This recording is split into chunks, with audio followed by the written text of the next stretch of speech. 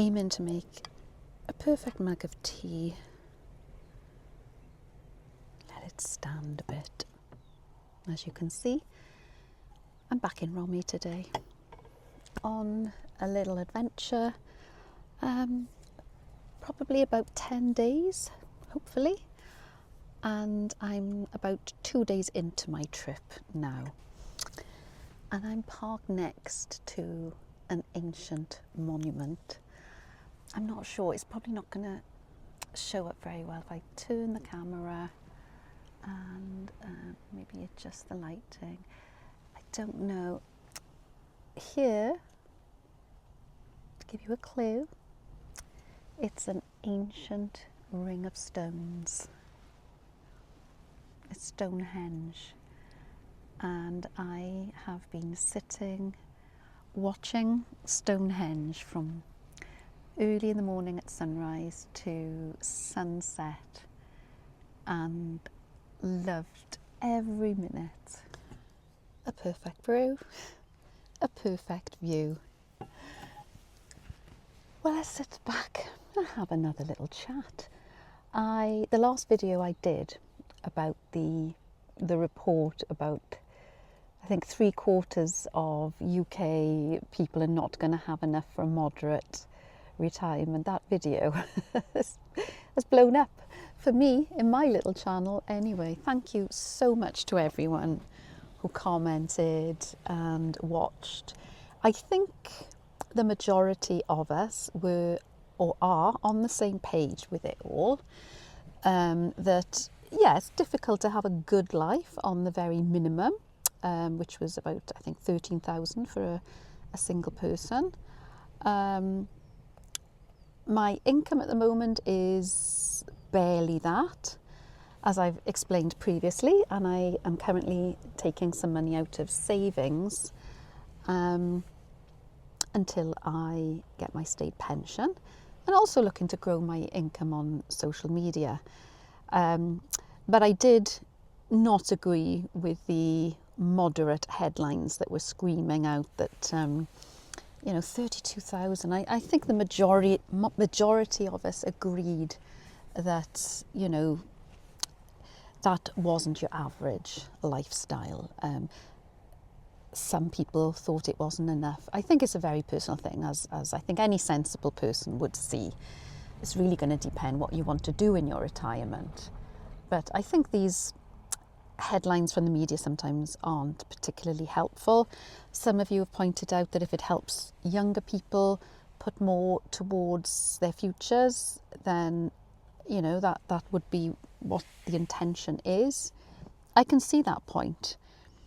But I know when I was young, retirement seemed so far away. I'm not sure, I think something like that would have scared me, to be honest. I think, speaking for myself, I'm fortunate that I've always been in jobs that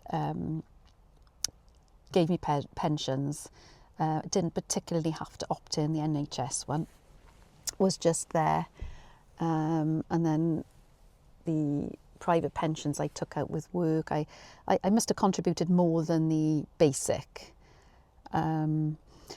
I think I'm in the position I'm in and being able to retire at 56, mainly because a long time ago I made a decision to not have debt. So the only debt I had was my mortgage. I was well paid in my job and did all the nice things then.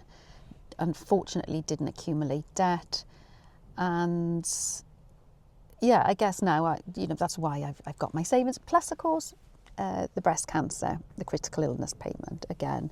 So that's why I'm in the position. And I know, reading some of the comments, some of you are not in such a fortunate position. But I guess the only experience I can speak of is to the people who are, there's a lot of you similar to me who are looking to retire sort of late 50s, maybe 60, and that you have been putting money aside in savings for that purpose. So yeah, superb. I was sitting here in this most gorgeous countryside in Wiltshire. There is something very magical about the landscape here, very healing and calming. And as I've said previously, I'm on a spiritual healing journey at the moment. And this being here, just looking out this lovely this window, this beautiful view, there's not a single, I think possibly I can see a pylon way in the distance, but the landscape outside the window hasn't changed in, well, hundreds of years. And to think these stones were brought here a couple of thousand years before Christianity is mind-blowing. It really, really is. Just watching the grass swaying, it's quite breezy. I'm on, I guess you'd call it Salisbury Plain. So although it's dry and sunny, it's really different times of day, really breezy here. So it's quite nice, blows a breeze in. Me and Teddy have been out for a walk first thing. I did get up early this morning to watch the sunrise. It's not quite the summer solstice yet, but a couple of weeks, maybe 10 days away. And yeah, it was beautiful sunrise and sunset last night. And then I left Teddy in the van and I went out for a walk earlier on. I walked, you can see it from the window here. There's so many earthworks, apart from the Stonehenge stone circle itself, there's so many earthworks and long barrows, and you know, the whole landscape around here for miles around is fascinating.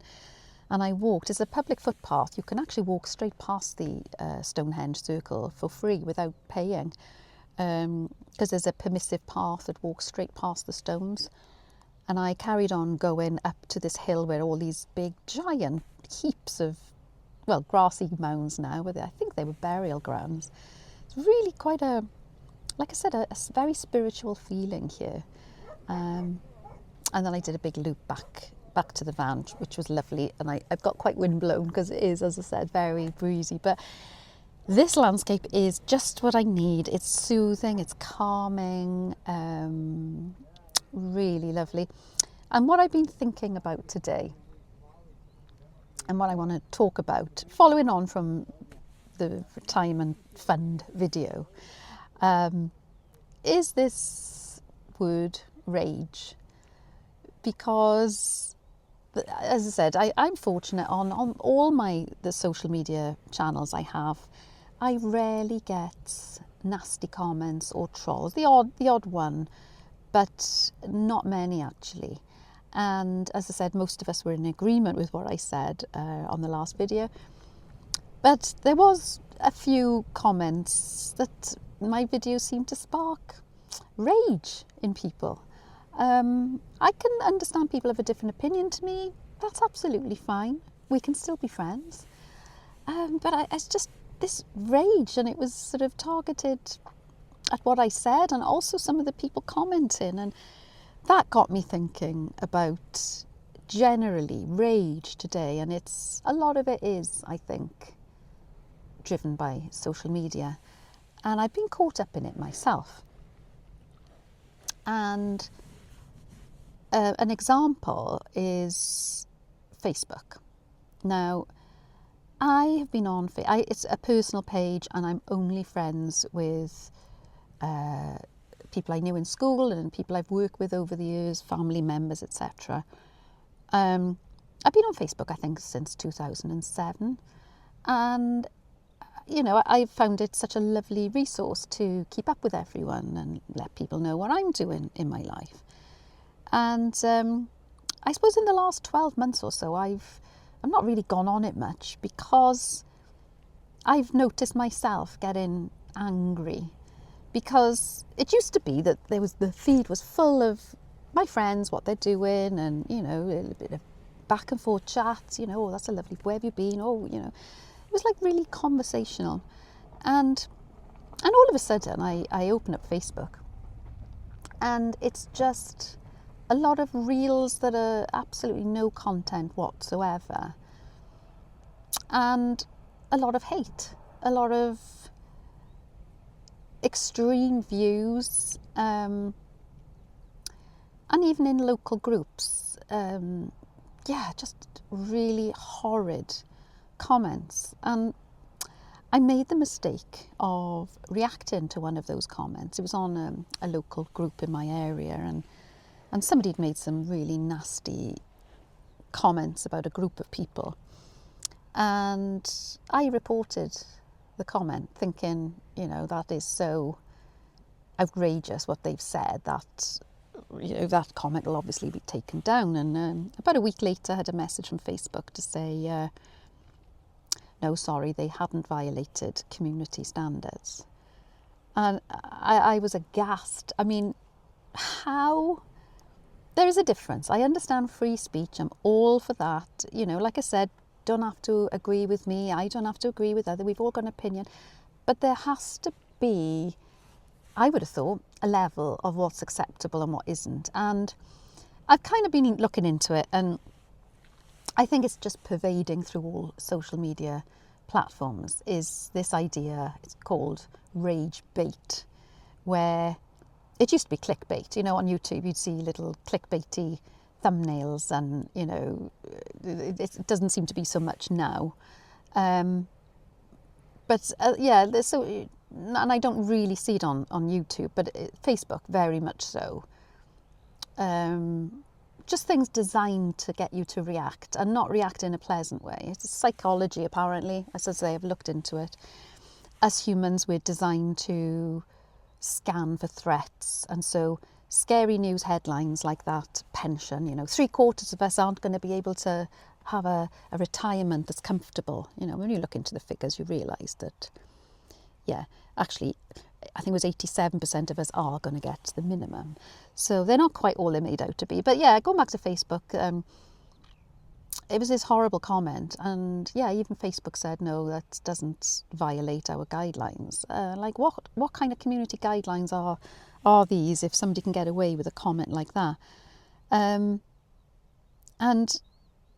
of course, the reason is because rage gets clicks. Clicks lead to react. Like myself, I reacted to it, and that all leads to revenue. Now, as I said, I've got social media channels and I want to make revenue, but I still don't agree with the rage it's generating, because I think it's permeating then through our society. I find it quite a worrying thing that just like people are so inflamed at trivial things. And I said, like, if you try and call out what I see as behaviour that you wouldn't get away with on the street, the algorithms love it, because lots of people react and you get engagement. And I put a post on my Facebook page last week, actually, and I said, look, to all my friends, I'm thinking of leaving Facebook because every time I open it up, I can feel myself getting wound up and annoyed, and I just don't like this. So I'm probably going to be leaving. That was my intention. But let me know if you want my email, and we'll stay in touch.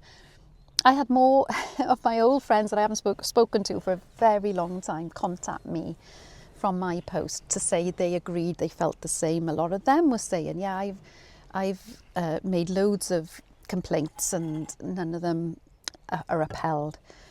And I Googled something since. Well, actually, I didn't. I asked ChatGPT, and I discovered there is a way where you can filter that out. You can sort of design your feeds so that you only see your friends' posts, and I've done that now. Fair enough. There's ways and means, but it was. I tried to look. Is there an alternative to Facebook where I can just keep in touch with friends and work colleagues, etc.? There doesn't seem to be anything, so they have cornered the market there. But I don't enjoy being on Facebook. It's not like, for me, I enjoy TikTok. I've got a TikTok page, and I do my scrolling entertainment on TikTok because I've, I guess, trained the algorithm that almost all the stuff I get fed to me on TikTok is stuff I'm interested in. It doesn't get me irate at all. And if something does pop up, I know how to click on it so that I don't get anything more like that. So for me, TikTok is my safe scrolling place. Not, you know, there's a few things that filter through, but generally it's stuff that I'm interested in, and TikTok's fine. YouTube is fine. The things I have learned from YouTube is amazing. And an example, this window here has got a crack in it and it's misting up, so I can't see through it very well. And it's got a great big crack. It's going to be needing to be replaced. And there was water pooling, about an inch of water earlier this year. And I went on Google, couldn't find any answers. ChatGPT was trying to help, but wasn't quite explaining it very well. I went on YouTube, found this YouTube guy. It was years old, and someone showed step by step how to do it, and I did it. I took off the window, drained the water out of it, put some tape on, temporary job till I can get a new replacement. So I personally love YouTube. As I said to you before, I've got channels that I watch, and sometimes I get a bit bored of it and then I find others, but generally YouTube I find a safe space. So I think most of the anger I feel is towards Facebook.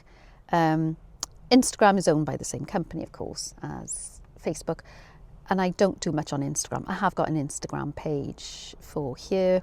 I don't do much, the odd picture, but I don't scroll Instagram. I don't know if any of you have felt the same, or if you're noticing yourself getting angry. It used to be that you'd scroll for entertainment and, you know, cute dogs and cats, and you'd just get lots of that stuff all the time. I think it's only in the last year I've noticed with Facebook this stuff that's designed to make you angry, and I just think what a horrible way to live life. Generally, a couple of the comments on the last video I did on the retirement were saying, I can't believe you watch BBC. BBC always used to be the news service I trusted. I've never been one to watch I know a lot of people watch the news, particularly, I suppose, my parents' generation, you know, 6 o'clock every night. My mother loved the news, always BBC. For years, I've had a feeling that the headlines are to scare us, and I know some of us and some in the comments have got ideas on why that might be. As I've said, it's maybe a little sinister thinking, but you know, when people are afraid and fearful, we're possibly distracted and not looking at the other things that are not, or being done or not being done, shall we say. So yeah, I guess I consume news, well, actually not much, because there's been a few big things happen over the last year, and like somebody will say to me, you know, oh, isn't it? Or I'm like, oh God, what? I haven't heard about that. So it's not something I do even every day. I guess if I'm on TikTok, something will pop up if it's a big news article. And then I do go to the BBC to check out the headlines. But it's not, haven't got any notifications for the news or anything. And it's not, I got to keep looking at BBC to look at the news, because I don't want to consume news in that way. It just all seems to be scaremongering. Yes, there's a lot of bad stuff happening in the world, but it just tends to get regurgitated over and over. And I really can't bear on these 24-hour news channels, which my mother, before she went into care, my mother had become fixated on the news, and the only programme she would have on the TV was the 24-hour news channel. And the ticker tape at the bottom, you know, breaking news.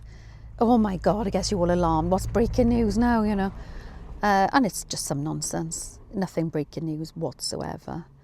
And it's just all designed to get us a bit like the rage bait. It's this, you know, oh God, fearful.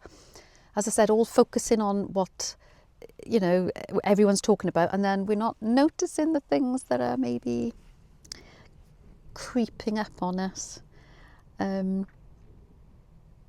Yeah, and the Guardian, I'm sure my political persuasion, I guess, but Guardian News, I go there, and not just for news. If I've been to or watched a film, I'll always try and get the reviews from Guardian, because I like the style of writing on the Guardian. I find it quite balanced, I guess. I'm sure some of you will disagree. I cannot bear, I'm sorry if any of you disagree with this, but I cannot bear the Daily Mail. And the Daily Mail are probably one of the worst on Facebook. The Daily Mail are the worst for these almost fake news headlines. Something will catch my attention and it'll be from the Daily Mail, and like, oh, that's interesting, what's that? Click on it, and then there's a paywall. And, you know, just newspapers generally. I did used to like buying The Guardian on the Sunday, and you'd get, not Sunday, sorry, I think it was a Saturday. They don't do a Sunday paper, but I used to love the big stack of the newspaper, and then the books and films, and yeah, I guess I used to enjoy reading them, but I can't remember the last time I bought a newspaper. I don't suppose many of us do now. We're all consuming all the scary headlines. But yes, that's why, as part of my healing, I'm training myself not to get caught up in the rage. I don't think it's good for our health. Yes, let's be aware of current affairs. I'm not saying I want to be, you know, in a bubble, although that does sound quite nice. But I think coming somewhere like this is so soothing.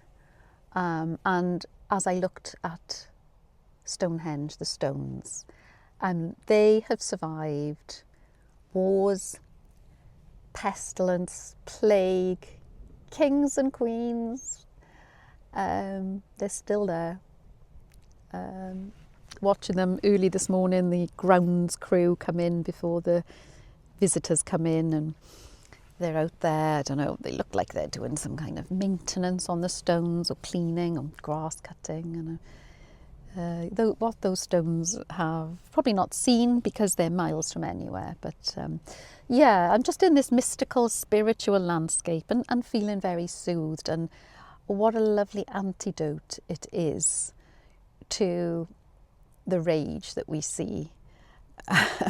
And even in the comments on, as I said, on some of my videos, I do get these, not trolls exactly, but you can tell people are triggered or angered. And, you know, it's just strange. This is the world we live in. I don't know what the answer is. I think since I left work, I am obviously a lot less stressed. Less things do get to me now. And, you know, that's why I'm so thankful that I'm not in the job.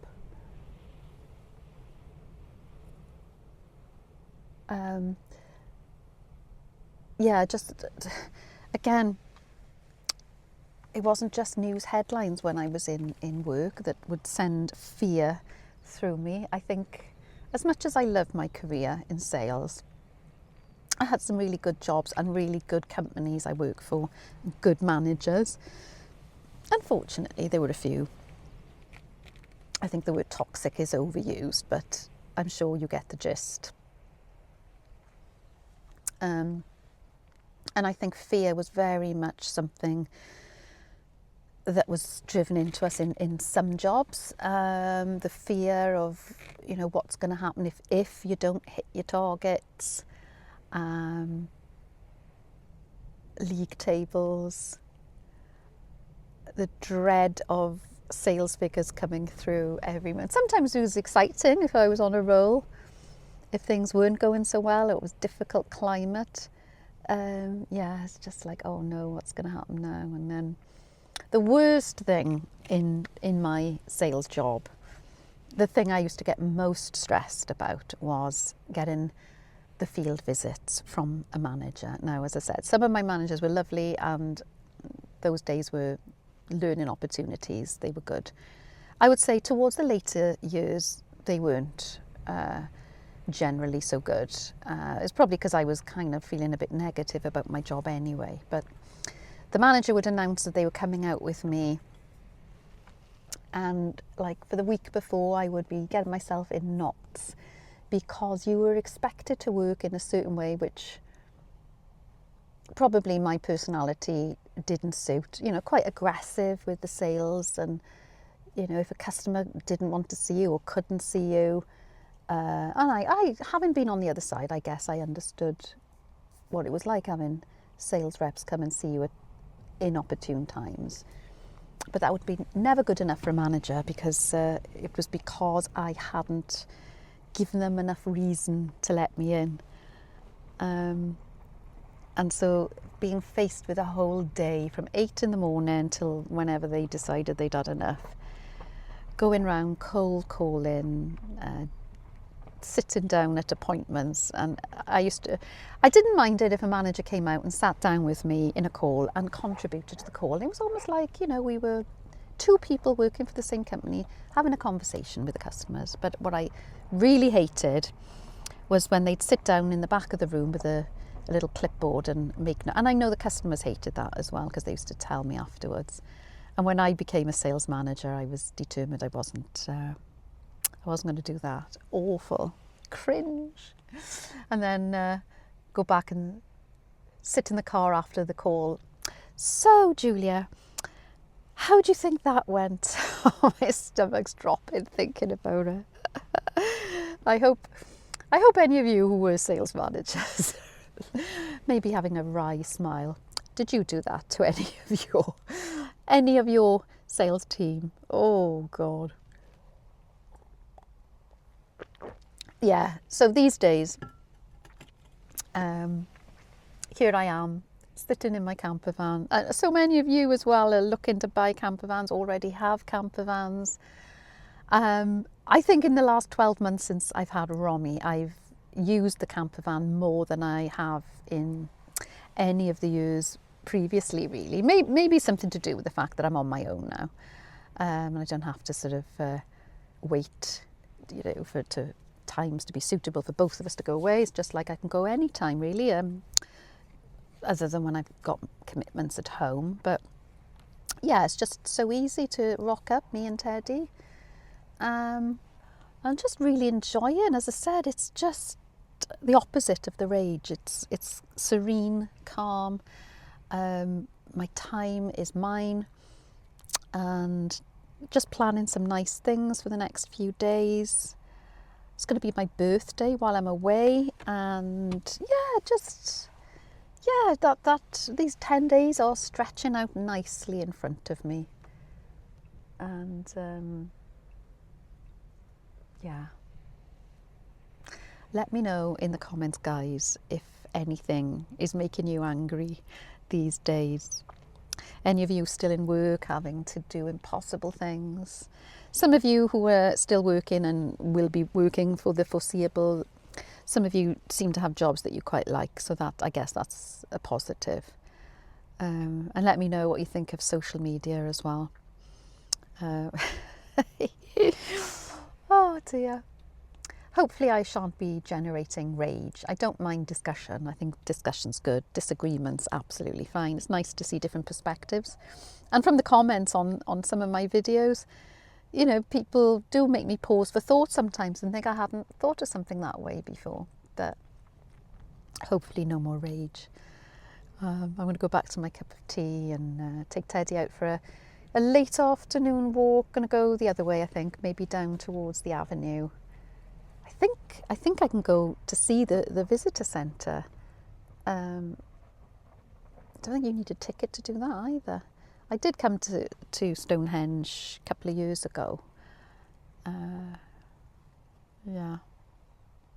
not a member of National Trust at the moment. I have sort of thought, I paid for a year's membership for me and my husband a couple of years ago. I think we went to one place, so it was not value for money. I think maybe now that I am out more, something I might think about, because I do love country homes, stately homes, places like that. So yeah, that's something to think about for the future maybe. But anyway, enough for today's chat. I'll see you on the next video.